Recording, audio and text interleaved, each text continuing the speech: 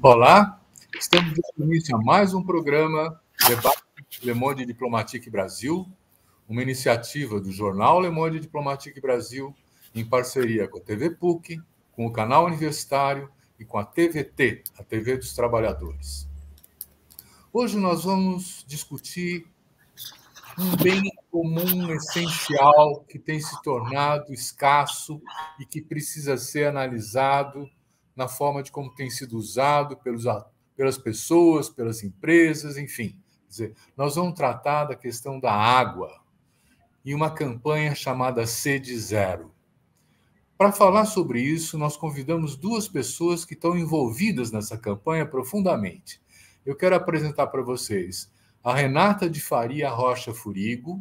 Ela é engenheira civil, ela é mestre em saúde pública pela USP, doutora em urbanismo pela PUC Campinas, é servidora pública no Serviço Autônomo de Água e Esgoto de Mogi-mirim e é coordenadora geral do Observatório Nacional dos Direitos à Água e ao Saneamento, ONDAS. Muito obrigado, Renata, por estar com a gente.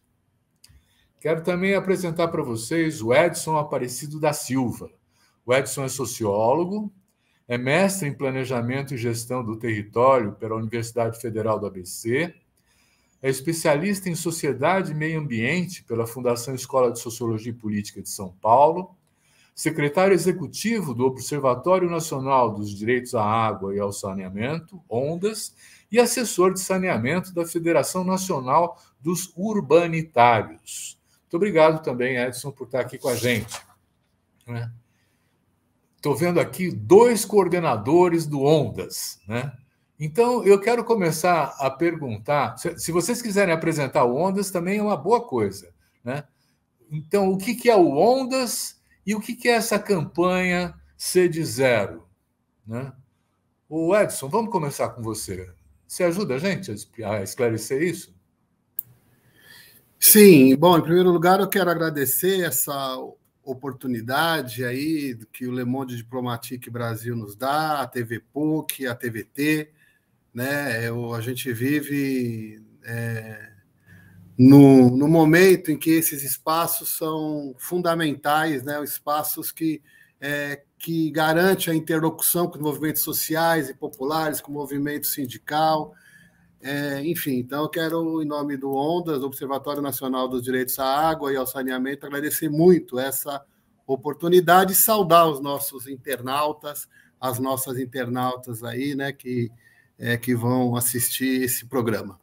Bom, o ONDAS, né, ele é um observatório nacional dos direitos à água e ao saneamento, como eu já disse, e o ONDAS ele é um legado importante do Fórum Alternativo Mundial da Água, que aconteceu em 2018 em Brasília, né? Um fórum que discutiu a questão da água, na perspectiva de que a água é um direito e não mercadoria, em contraposição ao Fórum Mundial da Água, organizado pelo Conselho Mundial da Água, que, na verdade, trabalha na perspectiva de que a água é uma mercadoria, né? E na perspectiva do controle da água por grandes corporações. Bom, o ONDAS era já um projeto muito antigo dos movimentos sociais e populares e sindical que militam na questão da água, mas que, como eu já disse, ganhou vida a partir do FAMA em 2018, desse Fórum Alternativo. Foi criado em 2019, portanto, é um observatório relativamente novo, mas que já vem ocupando um papel de destaque muito importante na afirmação da água como um direito humano fundamental, né? E também do serviço de saneamento básico, né? Enfim.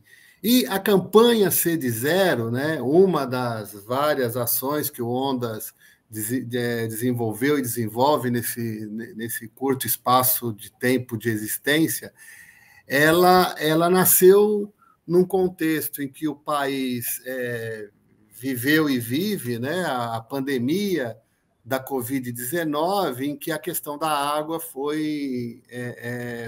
apareceu, a falta d'água apareceu com grande destaque, e também num contexto em que o governo federal avança no processo de privatização a partir da mudança da legislação nacional.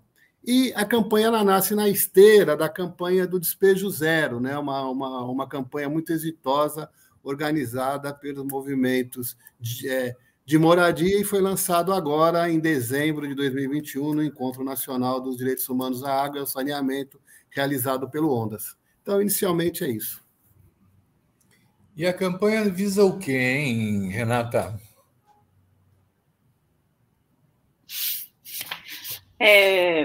Bom dia, boa tarde a todas e a todos. Obrigada aí ao Silvio, à equipe do Le Monde, da TVT e da TV PUC.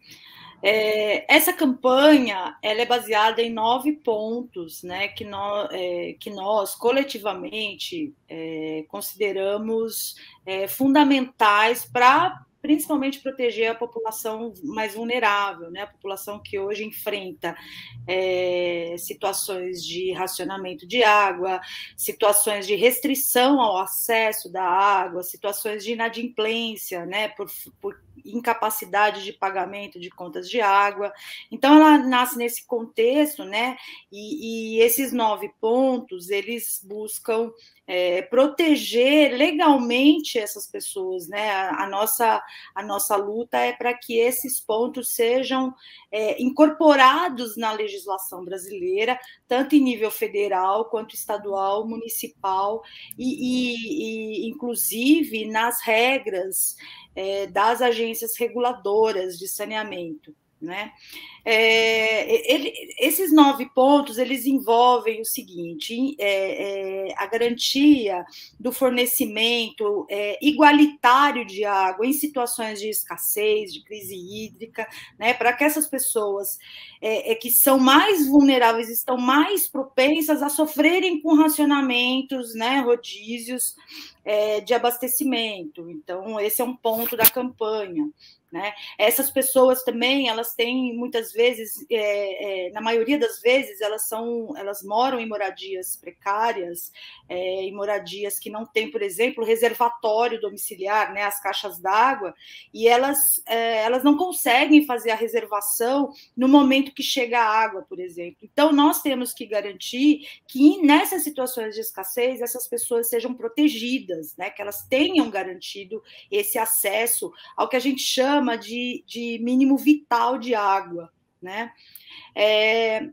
Em qualquer situação, né, falando do mínimo vital de água, né, essas famílias devem ser protegidas, né, para que elas consigam esse volume que elas possam exercer, né, as atividades de higiene pessoal, atividades domésticas, né, e independente da situação econômica. Né? Um terceiro ponto é a implementação automática da tarifa social de água e esgoto para as pessoas que fazem, que compõem aí o cadastro único do governo federal e pessoas que recebem benefício de prestação continuada. Né? Priorizar o acesso dessas famílias em condição de vulnerabilidade a ligações gratuitas de água e esgoto, né? Principalmente no caso das famílias do CAD único e do BPC. Né?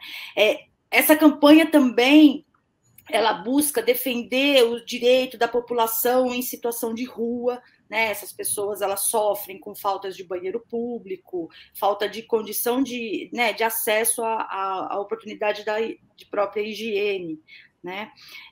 Também prioriza a execução do Programa Nacional de Saneamento Rural, que é outra população vulnerável, a população rural é uma população invisibilizada, né?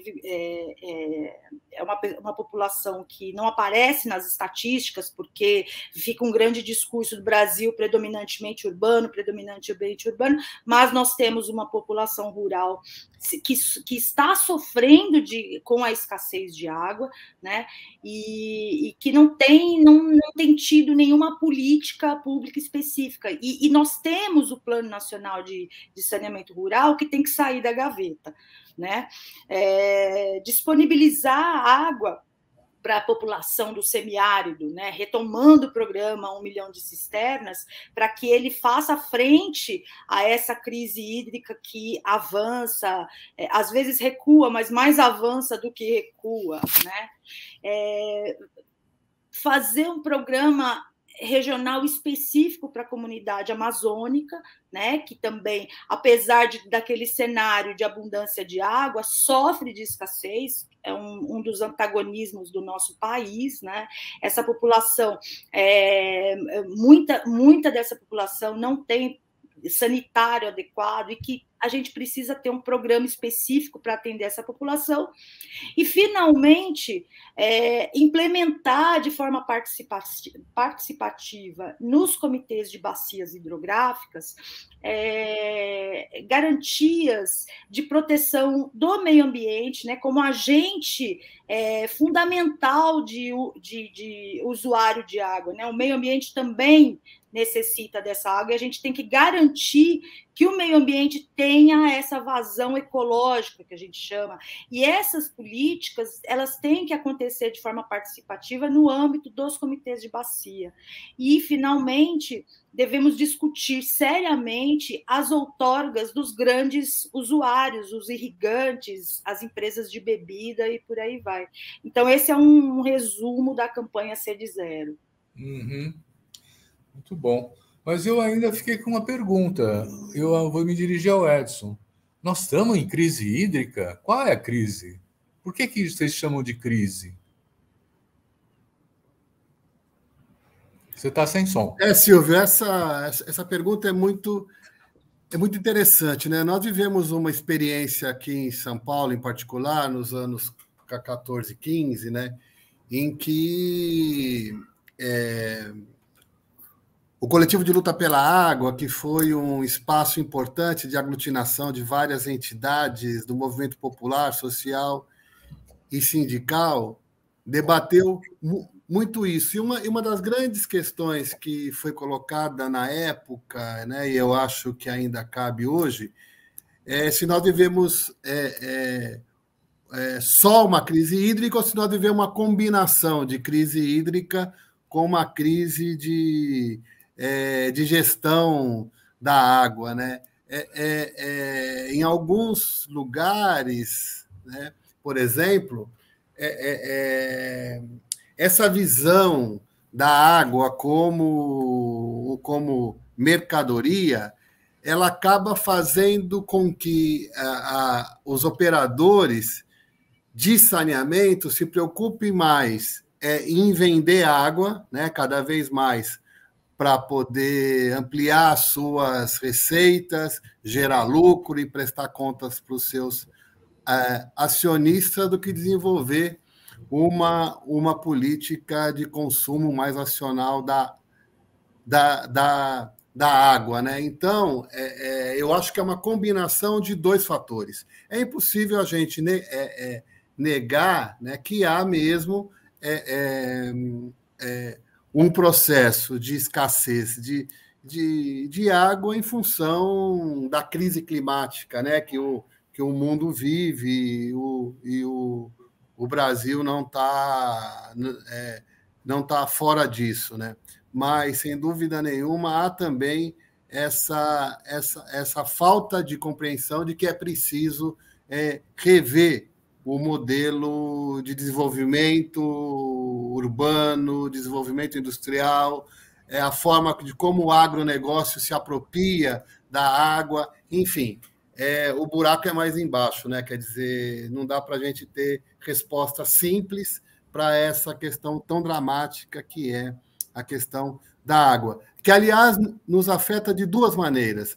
Nos afeta pelo excesso de água, às vezes, né, com a provocação, com os alagamentos, as enchentes, os desmoronamentos, e, por outro lado, com a falta d'água, que são eventos típicos de um processo de mudança climática que a gente vive hoje, né? Então, são desafios muito grandes que estão postos para a gente. Eu vejo duas questões que vocês estão levantando. Uma é a distribuição da água e a desigualdade na nossa sociedade. Quer dizer, tem água, mas ela só chega regularmente para uma certa parcela da população que não está nas favelas, que não está nas periferias, que não está nas habitações precárias. E aí tem uma briga, né? Porque se a água for entendida como um bem comum, ela teria que ser distribuída para todo mundo, né? Então, nós estamos falando, na verdade, da ação privatista das empresas de saneamento, Renata, é isso? Eu acho que a questão do saneamento que mais nos preocupa, né, nesse embate, vamos dizer assim, é a questão da privatização, né? O Ondas, de uma forma, como princípio, né, a gente entende que o abastecimento de água, o esgotamento sanitário, o manejo dos resíduos sólidos, o manejo das águas pluviais, tudo isso que compõe o serviço público de saneamento, ele é público, ele é de interesse público e deve ser gerido pelo Estado, né? Quando você tem esse processo de privatização como, né, a bala de prata que vai resolver o problema do saneamento, né, porque o discurso hoje é esse, precisamos universalizar, vamos universalizar até 2033, que é o grande discurso de mudança da legislação de saneamento, né, com a Lei 14.026, e nós só vamos conseguir isso se nós privatizarmos, porque é a iniciativa privada que tem o recurso necessário. Quando a gente faz isso, a gente entra num lamaçal, né? Porque a empresa privada, ela visa lucro, né?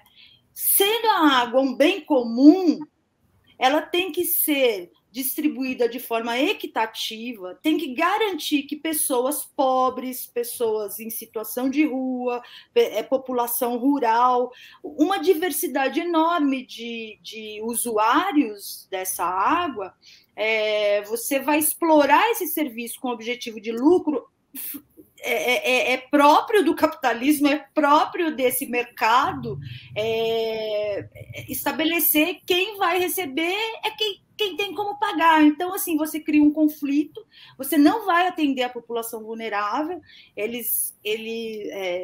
os que defendem, né, a privatização dos serviços entendem que isso não é um problema, isso a iniciativa privada tem como resolver isso e não tem como resolver isso. Nós temos exemplos mundo afora e Brasil adentro de que esse não é o interesse das empresas privadas. E quem não tiver dinheiro para pagar não vai conseguir ter acesso. E como que nós vamos ficar nessa situação? O próprio caminho aí de aplicação da Lei 14.026 com as propostas de regionalização para ganhar em escala, para ser atrativo para a iniciativa privada, está demonstrando que nós temos aí uma parcela significativa da população que não vai conseguir pagar, né? E aí o próprio serviço não vai ficar viável. Ou seja, o problema hoje da universalização do saneamento vai continuar na mão do Estado. Em 2033, nós não vamos ter a universalização, porque quem tem que cumprir essa função não quer cumprir, que é o próprio Estado. Nós temos um conflito aí muito grande para vencer. Sabe que me lembrei da fala de vocês, assim, de que há uns 10 anos atrás, a Câmara Municipal, correspondente a uma Câmara Municipal de Paris, decidiu recuperar para a gestão pública a gestão da água. Eles tinham privatizado antes, tinham dado um lado do Sena para uma companhia francesa multinacional da água e outro para a outra, e não deu certo. O preço ficou cada vez mais alto, a qualidade caiu, não é? E eles chegaram à conclusão que não pode deixar na mão da empresa privada um serviço de interesse público. Dito dessa forma, é incompatível a gestão privada de políticas de interesse público, né? E foi aí que eles tiraram a privatização. Nós estamos na contramão disso, né? Nós estamos tentando até aumentar a privatização nos municípios da gestão do saneamento, né? Mas eu fiquei com uma outra questão, Edson, aquela de que como é que se distribui o uso da água? Você falou do agronegócio, nós temos o consumo humano, nós temos o consumo da cultura agrícola, como é que é? Do gado, como é que distribui a água? Tem aí alguns estudos sobre isso? Eu vou te responder essa questão, Silvio, mas se você me permite, eu queria antes dizer o seguinte. Assim, para quem nos ouve aqui, é muito importante a gente separar duas coisas. Uma coisa é o debate da água estrito sensu, né, da água como recurso hídrico e tal. E a outra é a questão da água como serviço, né, de abastecimento e tal. Então, são duas coisas. E tanto os serviços de abastecimento de água, coleta e tratamento de esgoto correm riscos, né, de que se avance num processo de privatização a partir da iniciativa do atual governo, né, desde da aprovação da Lei 14.026 no ano passado, em 2020, né, que abriu espaço para ampliação do processo de privatização, né, e também da privatização dos serviços. E, por outro lado, nesse exato momento, a gente enfrenta um outro debate, que é o debate da ampliação do controle privado dos recursos hídricos pelo capital, né? Aí pelas indústrias, pelo agronegócio, e etc. Então, eu queria fazer essa abordagem também de forma separada, né? No caso dos recursos hídricos estrito sensu, tramita agora no Congresso Nacional um projeto de lei, que é o projeto de lei 4.546 de 2021, que é um projeto que muda a Lei Nacional de Recursos Hídricos e cria o mercado da água, né? Por que eu acho que é importante a gente citar isso? Porque, assim, se é verdade que você não pode privatizar as águas subterrâneas, as águas superficiais, você não pode privatizar o aquífero Guarani, né? Você pode mudar a legislação de forma que o controle dessas águas passam a ser feitos pelo setor privado. Então, é um processo de mercantilização, de privatização da água estrito sensu, né? Então, é importante que os nossos internautas aí saibam disso e compreendam. Então, de um lado, você tem um processo de privatização, estrito sensu, quer dizer, dos serviços, né, das empresas, etc., e, por outro lado, essa questão da mercantilização da água, né? No Brasil, como um todo, né, a água ela é um dos principais insumos do agronegócio, né? Hoje, 70% da água ela é consumida na produção agrícola e pelos grandes produtores agrícolas, não são pelos pequenos produtores agrícolas, né? Quem mais produz para o consumo da população em geral são os pequenos agricultores, esses acabam consumindo menos água e também o uso doméstico também, né? Então, é por isso que essa guerra da água ela é tão intensa, porque a demanda de água para o insumo, para a produção agrícola e industrial é muito grande. Renata, vamos continuar esse papo no sentido de identificar uma trajetória, não tirar uma fotografia. A situação da crise da água vem se agravando ou ela está do mesmo jeito que era antes? Olha, ela tem se agravado na medida que os usos, principalmente isso que o Edson comentou no outro bloco, né, os usos agrícola, industrial, e aí eu vou incluir, né, o da indústria de bebidas, né, tem se intensificado. Né? O abastecimento público, ele acompanha o crescimento da população, obviamente, somos 211 milhões de pessoas consumindo água, enfim, ele vai acompanhar esse crescimento e tudo mais, e você acabou aumentando essa demanda. Porém, né, o consumo doméstico, ele segue um padrão, ele não tem nenhuma excrescência, você tem alguns pontos fora da média aí, em algumas cidades, tal, mas são questões isoladas. Né? O nosso problema com o saneamento, propriamente dito, quando eu falo de abastecimento público de água, né, eu estou falando de saneamento, né, está muito relacionado com a questão do esgotamento sanitário, que não é feito de forma adequada. Então, esse é o nosso crime, vamos dizer assim. Né? Nós não tratamos esgoto e estamos chegando numa situação acima já do nível crítico, né? Nós estamos numa situação que nossos mananciais estão contaminados, e isso é um processo histórico, né?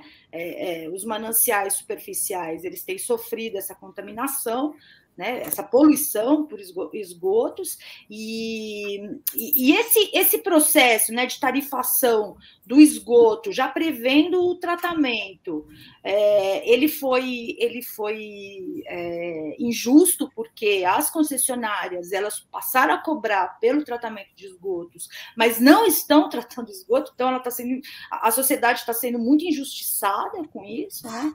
E acaba sendo, assim, o usuário doméstico acaba sendo o vilão do consumo de água.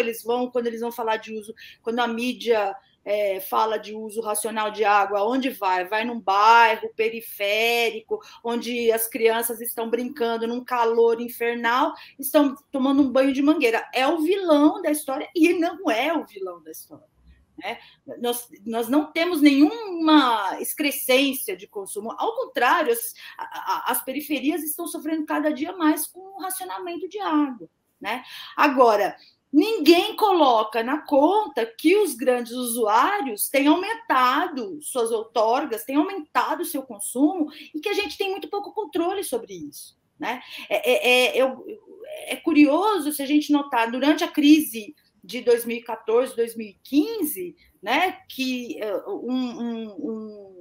um anseio pelo controle do uso da água, racionamento e tudo mais, a indústria de bebida não diminuiu em nada a produção de bebida. Não diminuiu. A Coca-Cola, as indústrias de cerveja não reduziram em nada. Não se teve notícia que aumentou o preço por falta do insumo água. Né? Então, assim, é muito injusto o sistema. Né? Muito injusto, isso sem falar na produção agrícola, né? nos grandes produtores agrícolas, principalmente de carne, né? Que utilizam uma quantidade enorme de água e, enfim, tem todo um processo específico que a gente pode conversar, é uma conversa à parte disso. Então, é injusto o sistema, o consumo desses grandes usuários aumenta, e do usuário doméstico é normal, a gente utiliza, aliás, se a gente colocar na ponta do lápis, né, quem sofre racionamento está consumindo menos, e isso não aparece na notícia, né, isso não vira polêmica. Eu me lembro, inclusive, que nessa crise de 2014, 2015, havia toda uma recomendação da gente captar água da chuva do telhado, fazer armazenamento para poder usar, né? E os esforços de redução incidiam mais sobre o consumo humano do que sobre o consumo industrial, do agronegócio, enfim. A gente que tinha que apertar o cinto, né? Só uma observação, Silvio. Recentemente foi publicado nos comitês de bacia, né, tanto do Rio Piracicaba quanto do Mogi Guaçu, quando eles fazem relatórios de situação periódicos, né, o Conselho Estadual de Recursos Hídricos faz esses relatórios de situação, eles demonstraram que a região do circuito das águas, Águas de Lindóia, Serra Negra, esses municípios estavam com racionamento de água. E é uma coisa inacreditável se a gente pensar que o próprio nome, né, histórico, é a terra das águas. Tinha até o costume de se dizer, né, se você fosse passear lá em Socorro, o prefeito dizia assim: aqui em Socorro, se você espetar o dedo no barranco, sai água. E essas cidades vivendo, Águas de Lindóia vivendo racionamento de água, né? Então, assim, é muito. Isso não. Ninguém polemiza isso, não é trazido para a gente discutir. E a gente precisa ampliar esse espaço de discussão. Por isso que a campanha C de Zero traz um dos pontos, é esse: olha, vamos discutir essas outorgas dos grandes usuários, né? Então, e aí nós caímos na questão da fiscalização, da regulação, do controle, né? Como é que andam os organismos de fiscalização da gestão da água? Edson, você quer falar?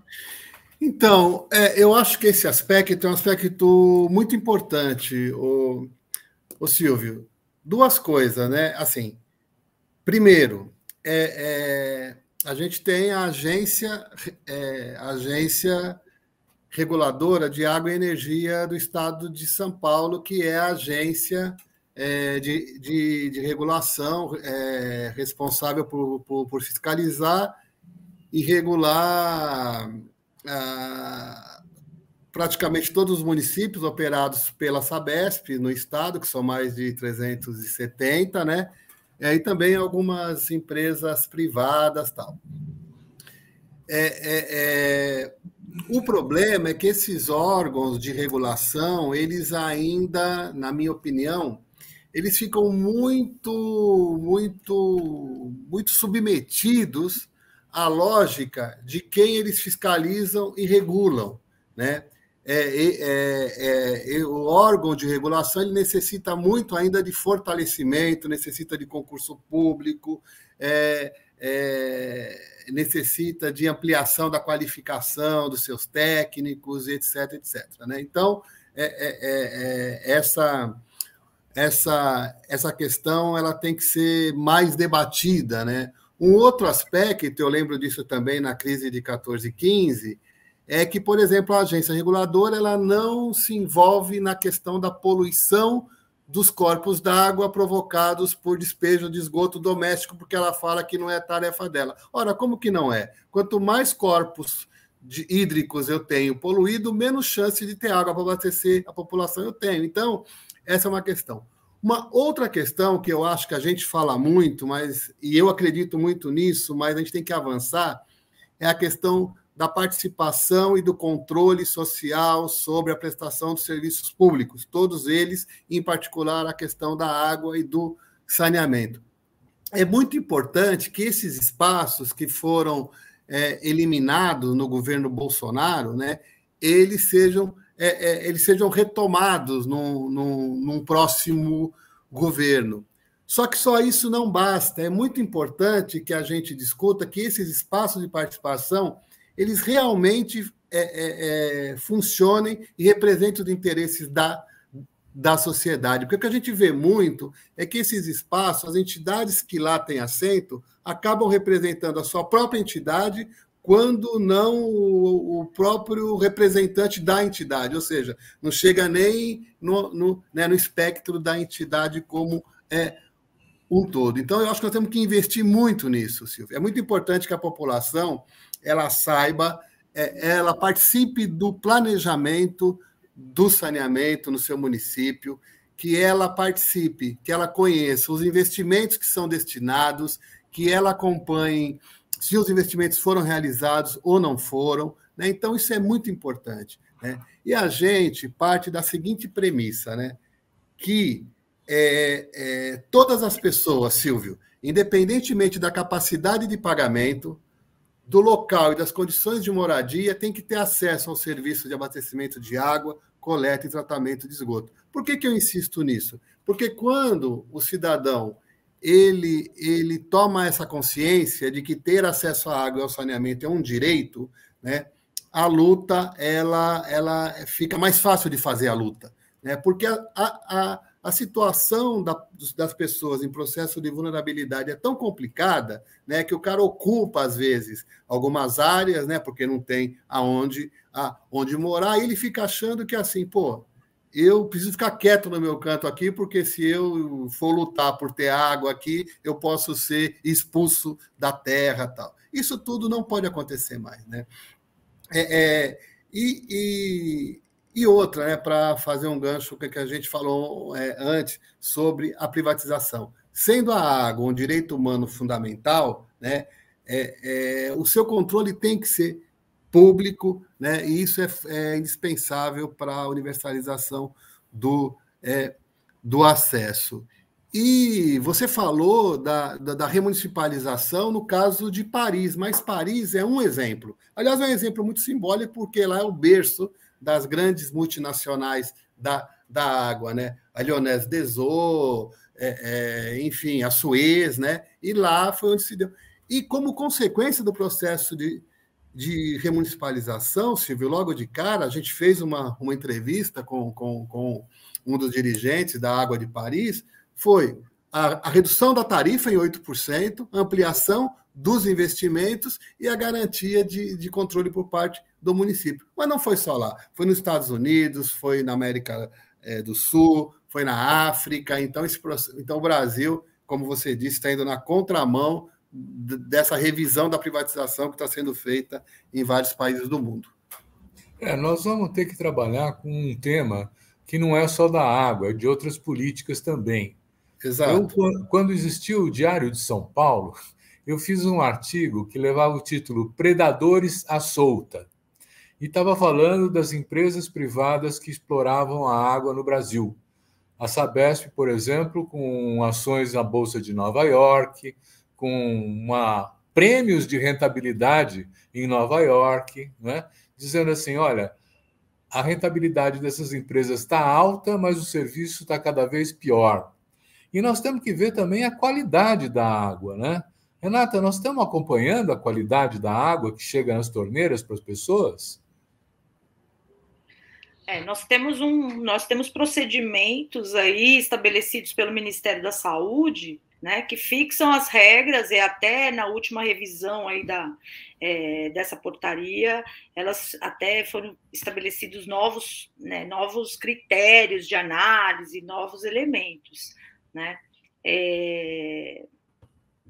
Isso é um tipo de controle que a gente consegue exercer, né? Agora, existem aí alguns estudos, principalmente, se eu não me engano, a Universidade Federal de Santa Catarina publicou aí um banco de dados, né, sobre qualidade da água, que está demonstrando assim que está se tornando um ambiente inseguro, né? Para a gente, os sistemas de tratamento, eles não têm condição de interromper a passagem de determinados contaminantes que vêm aí de diversas origens, mas está muito vinculado, né, com agrotóxico, com fármacos, várias substâncias que os esgotos sanitários hoje também contêm, né, principalmente na área de fármacos. Tudo isso tem questionado, tem colocado em xeque o sistema de controle, né, da vigilância sanitária, enfim, né, do Ministério da Saúde, né? A gente tem que discutir isso também, né? Mas isso está vinculado com esse sistema econômico que a gente está vivendo, né? Que é um sistema destrutivo, né? Que destrói os ambientes naturais, destrói a capacidade de reação dos próprios ambientes naturais, e aí os mananciais de água ficam comprometidos, né? Nós temos aí esse exemplo desse banco de dados, esse aplicativo que soltaram na internet aí recentemente, mostrando que a qualidade da água estava comprometida. Mas a gente tem que tomar cuidado também, né? Eu tenho muito receio disso, porque isso pode ser utilizado pelo próprio mercado, dizendo: olha como o sistema público de saneamento é ineficiente. Né? Se utilizasse tecnologias fantásticas de tratamento de água, isso não estaria acontecendo. Quem que tem dinheiro para colocar um sistema de osmose reversa de não sei das quantas? Olha, tecnologia, o Bill Gates está doido para colocar um gel protetor aí na Terra para a gente não ter mais problema de emissão de carbono, né?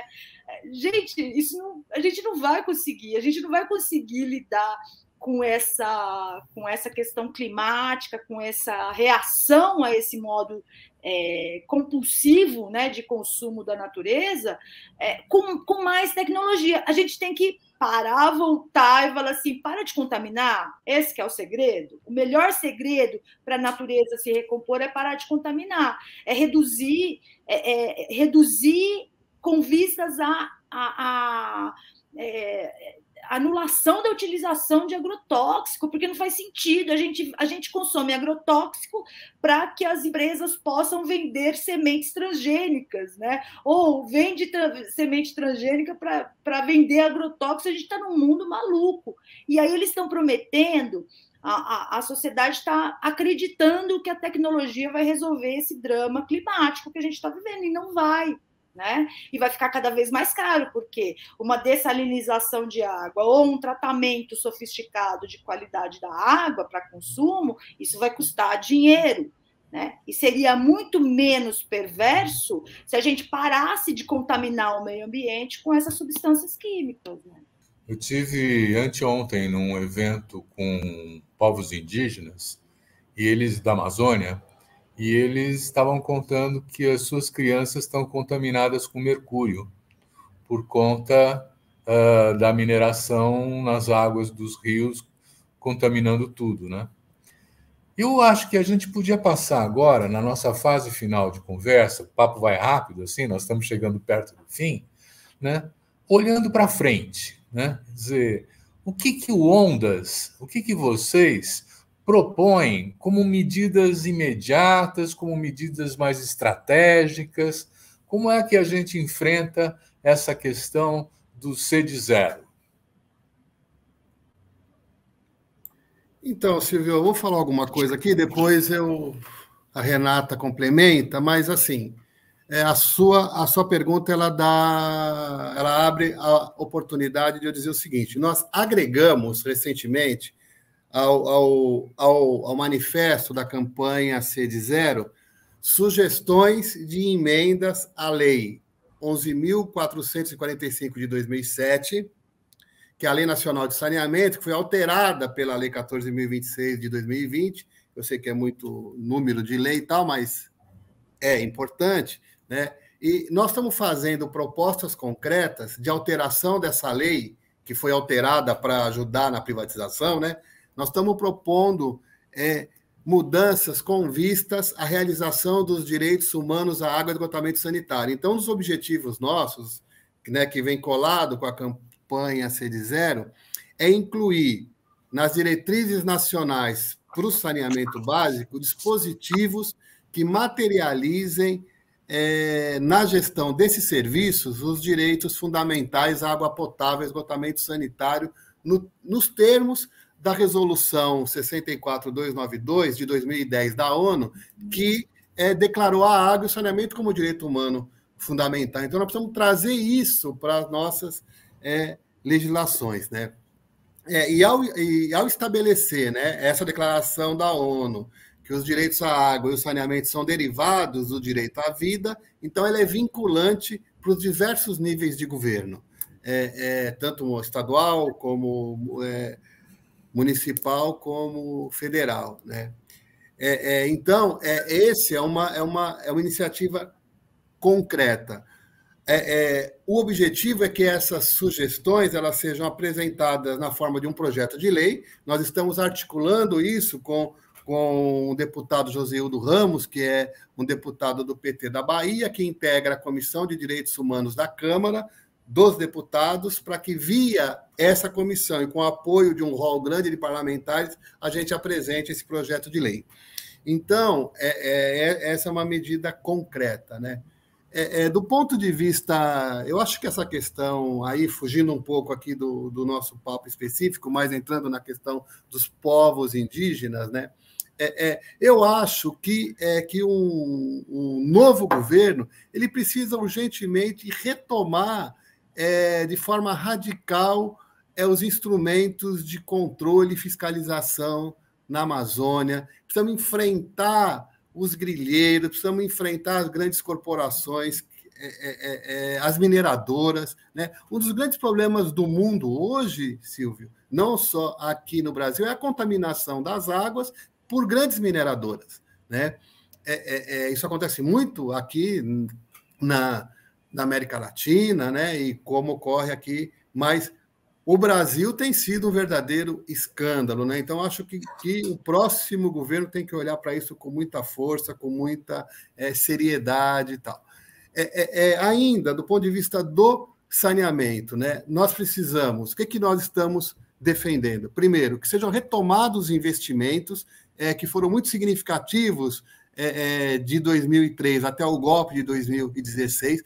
Foram mais de 100 bilhões de reais destinados para a política de saneamento no Brasil. Nós precisamos retomar os instrumentos de controle e participação social para as políticas públicas urbanas, habitação, mobilidade, saneamento, né? Nós precisamos retomar projetos de apoio aos municípios, que são os detentores do poder concedente, são os titulares dos serviços. Então, a gente tem muita coisa para fazer. E, por fim, mesmo, assim, eu acho, porque tem muita gente que vai nos ouvir aqui e vai dizer assim, porra, mas vocês estão defendendo a empresa pública, mas os desafios da universalização do saneamento são grandes. É verdade isso, nós precisamos reconhecer, né, que as empresas, mesmo as públicas, elas ainda têm uma grande dívida com a sociedade brasileira. Por outro lado, o remédio que os privatistas, que o governo federal e os parlamentares propuseram com a alteração da lei, não resolvem o problema do saneamento no Brasil. Vão aprofundar a discriminação, vão aprofundar a exclusão, sobretudo dos mais pobres e dos mais vulneráveis. Então, o nosso desafio é muito grande. Renata.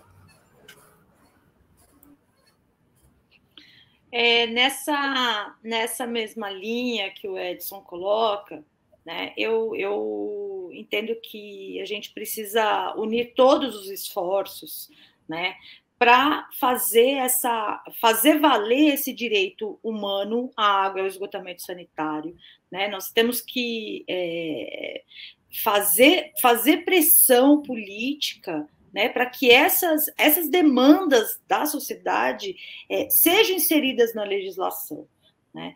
E o Ondas, com as entidades, as nossas entidades parceiras, os movimentos sociais, movimentos de moradia, movimentos de reforma urbana, são várias entidades, inclusive, que assinam esse manifesto, o Manifesto CD Zero, né? Nós precisamos agregar mais pessoas, mais entidades, mais organizações civis e forçar que o direito humano à água e ao saneamento seja convalidado na legislação brasileira, porque o Brasil é signatário